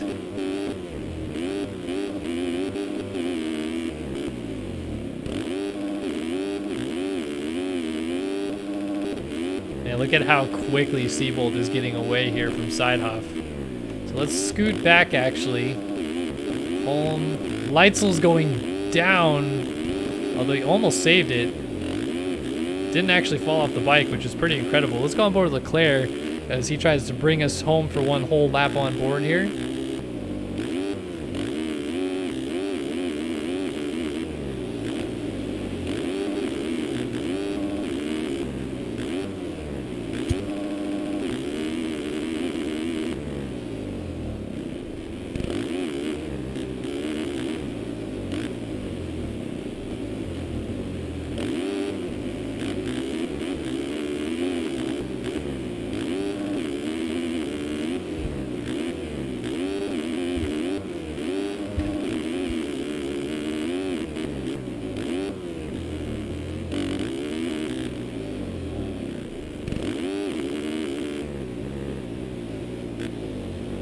Look at the speed Leclerc carries all the way down Mount Martin. 5th gear all the way to the bottom. Only shifts into 2nd once he actually hits the rut. Just all over Logan Leitzel here for the 6th spot. And Leitzel's making a couple of mistakes, so it's making it a little easier for Leclerc to get to him. Maybe a little tougher to pass him, though, because Leitzel's kind of gone back and forth across the track here. Leclerc's going to try to scrub it down and get to the inside. Not quite able to make it happen, but definitely showed him a wheel.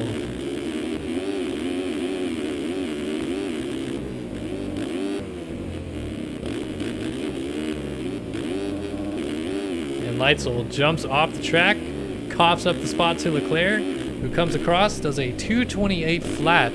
So definitely not on pace with your front runners, but it doesn't much matter because he's not too far behind them actually. This is actually kind of interesting. Here's Smith and then Leclerc, maybe about 5 seconds behind Smith, so he's roughly 10 seconds behind Holm.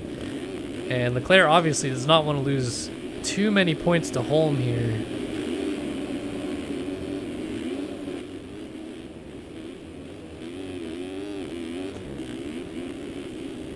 Ooh, Carlin is down. Carlin down on the inside of the corner there. That's going to give Holm the 3 ride back.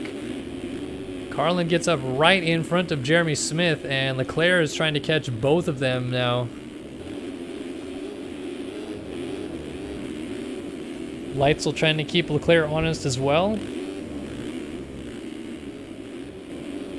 Man, Leitzel's actually kind of flying here. He just cut the corner there, but he's still very close to Leclerc. Throws it naughty on the catapult.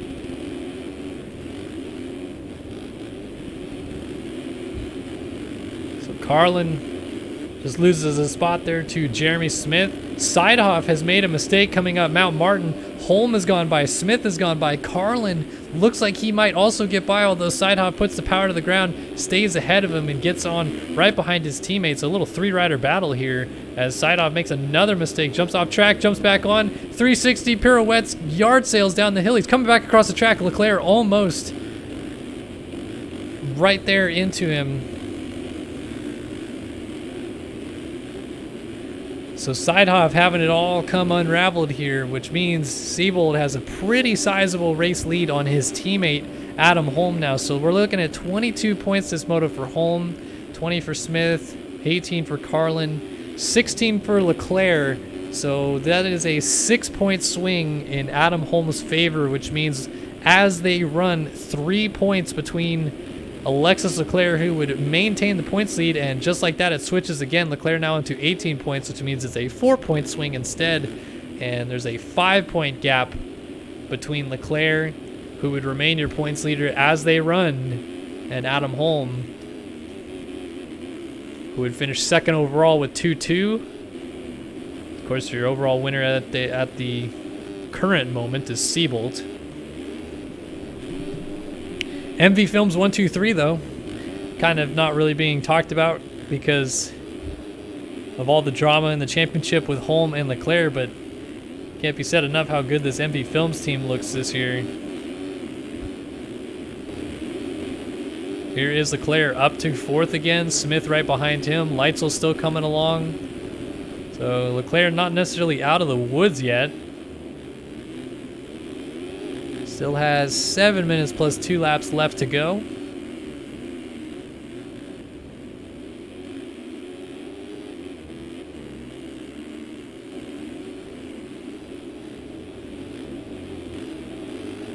So Leitzel worked his way around Smith. He's kind of been flying with Leclerc. He's just latched onto the back of him and said, let's go. And then as I say that, he hits the deck.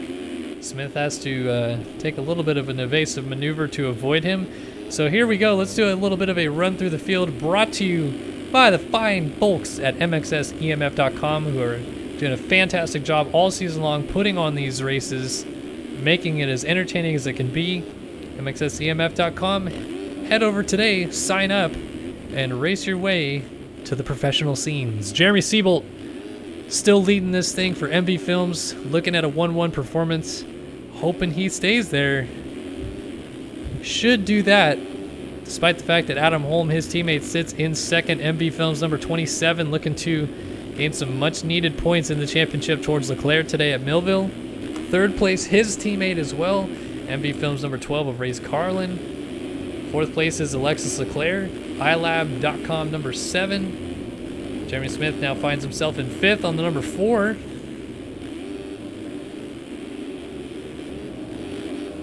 Prestige Worldwide's machine.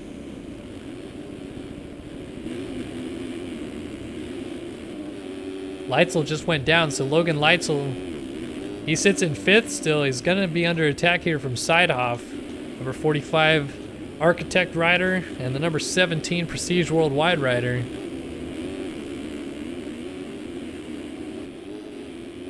Zach Prokop for Prestige Worldwide, also back here in 8th. 9th for Evergood's Connor Holiak.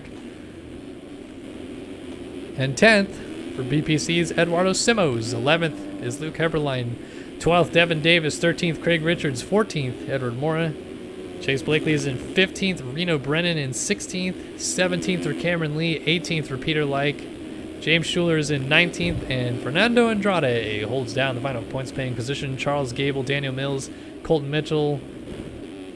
All these guys too far back. Cohenauer, Copeland, Pilsner, Turley, Young, Basso, Speck, Fry, Turner, Wilson, Whiteley, Zaworski. What position is Nathan Zaworski in? 36 spot. He's on lap number 7. The next closest guy that's still racing is on lap number 9. He is in the Millville Rollers. Oops. Let's take out your leader. Sorry.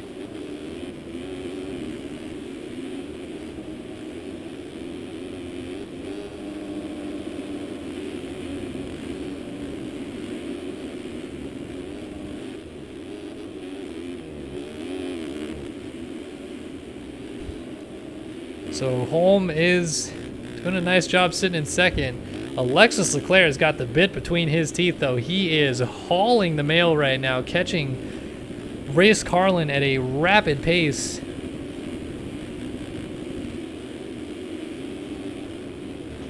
Carlin trying to lap Spencer Turley and Reed Young.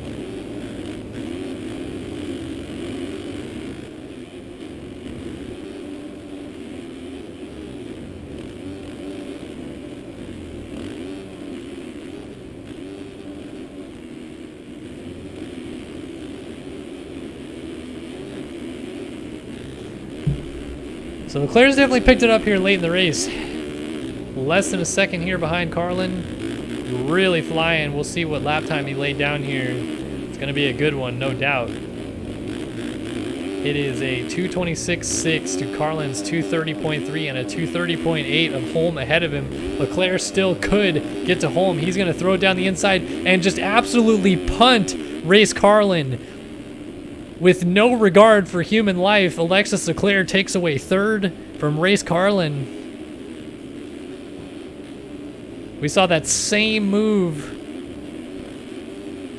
as, I think it was Jared Seidhoff and Chase Blakely in the last moto. The same thing happened.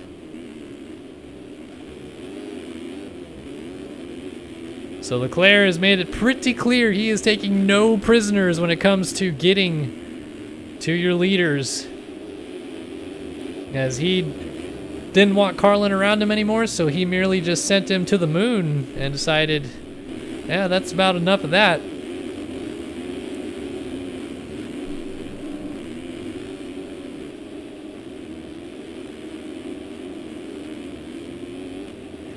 All right, so Seabolt continues to lead. Holm is second. The man on the move still is Alexis Leclerc, punting people or not. He is flying around this track.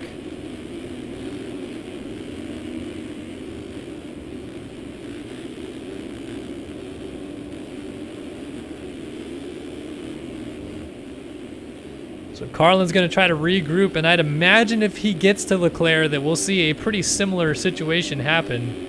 Can't imagine Carlin's going to be too thrilled about that, but what he's not going to be thrilled about is the fact that that small mistake has allowed Jeremy Smith to close right up behind him.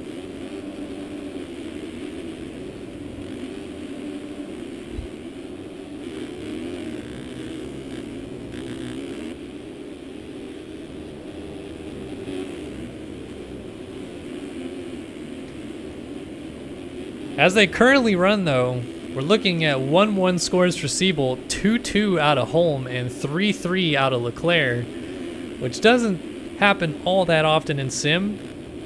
And it's a pretty weird way for it to happen, with Leclerc actually finishing second in the first moto, but getting docked 6 seconds on cuts after cutting the track in a few places during that first moto.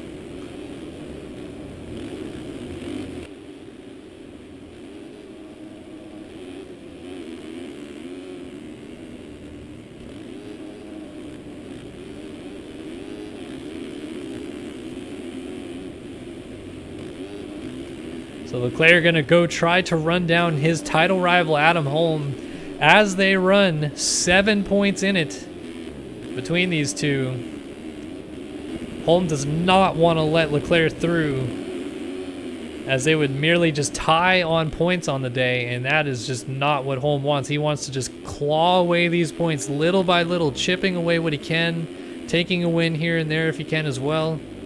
Maybe, just maybe, outduel Leclerc for this title, a title that Leclerc won back in 2014 before taking a fairly long hiatus from the game. Came back this year, won the Supercross title, looking to repeat outdoors and become the first rider since Tyson Fresquez to win the 450 Supercross and Motocross Championship in the same season. That was back in 2012 that last happened.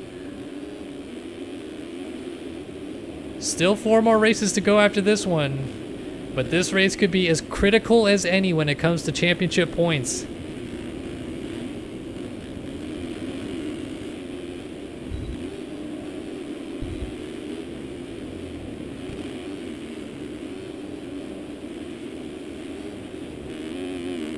Tell you what, Leclerc has definitely started reeling in Holm. He just cut the track again, though, up over the top of the hill. Those cuts could come back to bite him.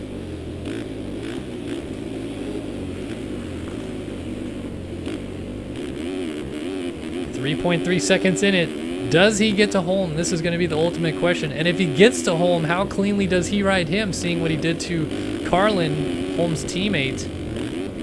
And does Holm, knowing maybe what happened to Carlin, play a little foul play of himself, maybe do a checkup in a corner, take Leclerc down? As Leclerc actually just slides out all by himself. Carlin is falling all the way back behind Colton Mitchell, who's up to 4th now. So a little bit of championship drama. Leclerc decides he wants to move Adam Holm's teammates out of the way, and in a not so friendly manner, this could present a little bit of some factors down the road that he may not want to bring on himself. We talked about this in Supercross and his battle between Colton Mitchell and himself. How many times Leclerc did some rather unacrimonious things, taking out riders and such, and definitely aggravated teammates of Colton Mitchell like Jeremy Seebold, who down the line gave it back to Leclerc, started putting him over berms, and ultimately nearly cost Leclerc the title. Is that the same method he's going to use this outdoor season, putting people over berms to the title? We will see.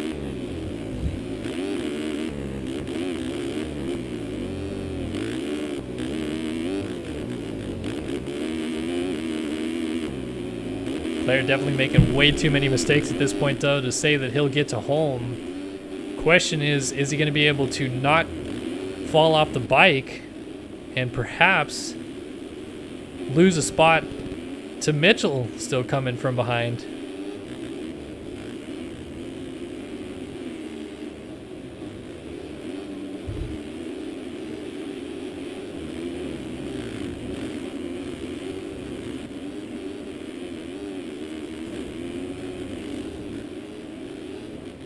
So this has definitely kicked off some drama here.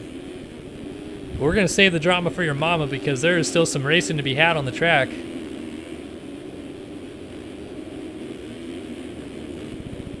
Oh, Jeremy Seebold is down with the race lead.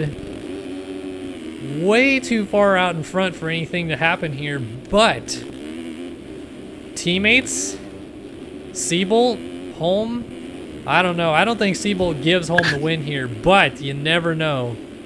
Those 3 points could really help out Adam Holm. He's about, let's see the official tally, 13 seconds down. White flag is about to come out here.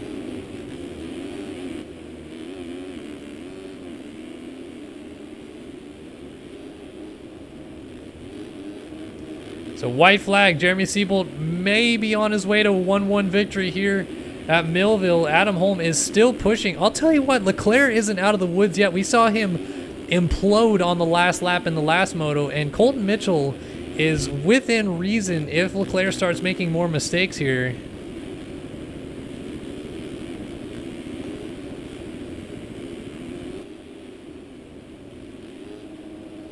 So Leclerc gets the white flag. Here comes Mitchell to get the white flag. Mitchell is not in this championship battle. He is long since been out of this championship scenario. Finished second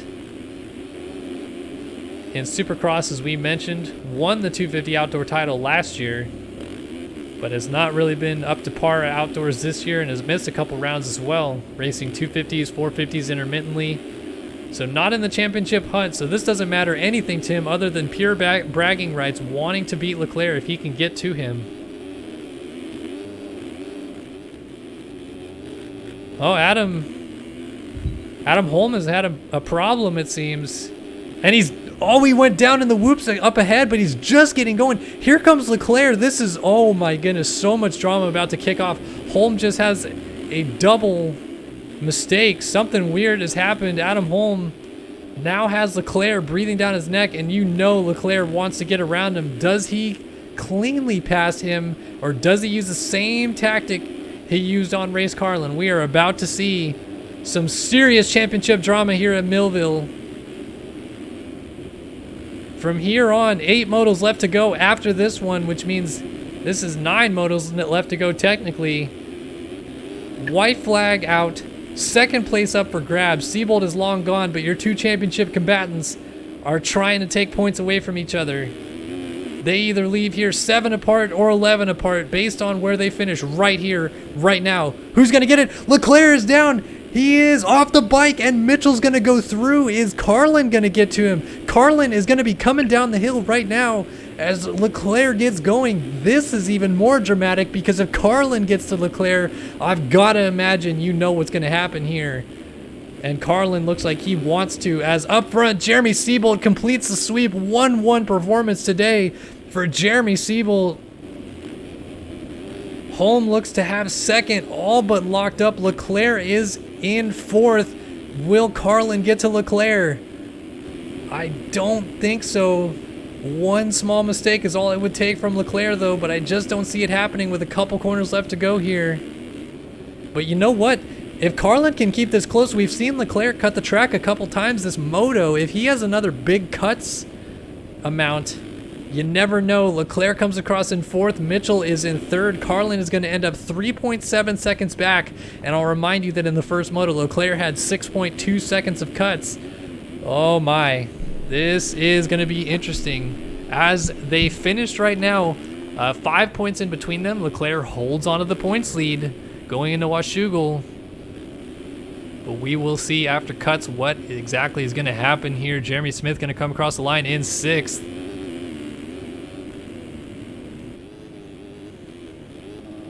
Seidhoff, who led this moto early on, a couple crashes definitely cost him big, especially coming down Mount Martin at one point. Still end up with a formidable 7th.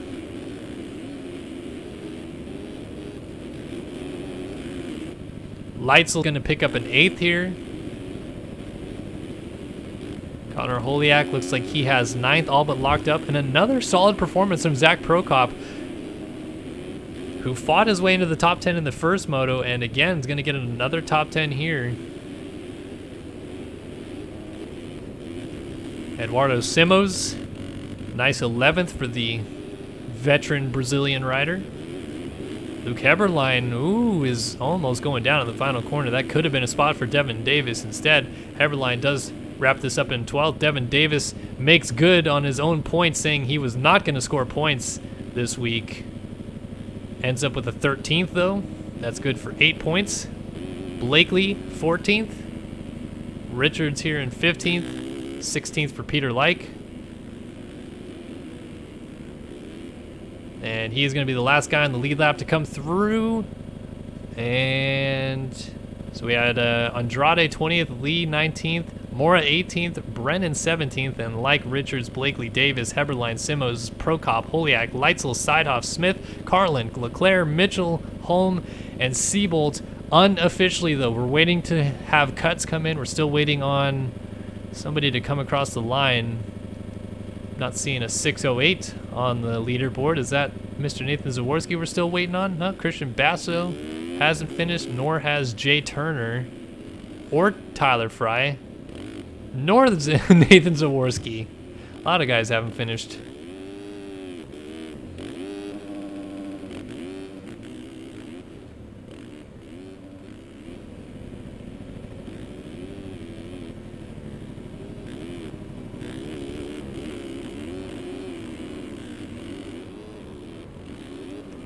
Looks like Zaworski is going to be the last guy to bring it on home for us. We're going to get an idea on cuts here, as Zaworski is going to bring it over the line. Did Leclerc lose 4th spot to Carlin?